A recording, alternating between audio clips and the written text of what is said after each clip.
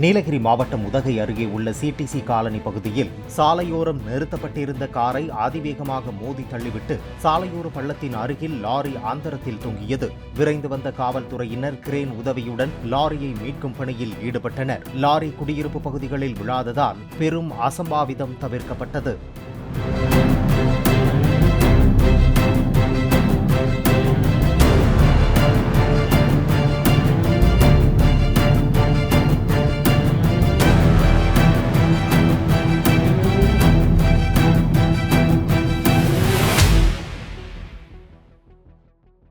Play store மற்றும் app ஸ்டோரில் இருந்து பாலிமர் செயலியை QR கோடு மூலம் பதிவிறக்கம் செய்யுங்கள். செய்திகளை உடனுக்குடன் பெறுங்கள்.